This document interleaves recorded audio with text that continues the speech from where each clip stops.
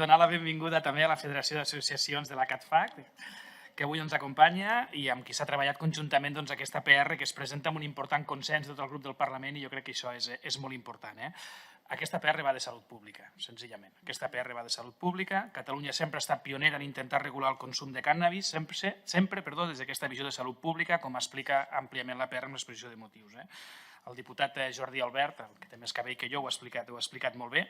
i les oportunitats que ens ofereix la regulació de l'activitat són molt importants. Trenca l'opacitat i la invisibilitat, permeten conèixer millor la realitat del fenomen i, per tant, intervindre en polítiques eficaces, augmenta el grau de coneixement sobre la substància i els patrons de consum i, per tant, també la formació i la informació dels consumidors, permet accedir a la població que en consumeix i millora les polítiques de prevenció i reducció de riscos i danys, facilita prohibir la promoció del consum de la substància i monitoritzar el seu compliment, redueix l'accessibilitat de les persones consumidores al mercat il·lícit de cànnabis i d'altres drogues, perquè es crea aquest espai on tenen accés les persones sòcies i això promou que es deixi de consumir en via pública i evitant els danys a terceres persones i introdueix límits a una realitat fins ara sense una regulació clara.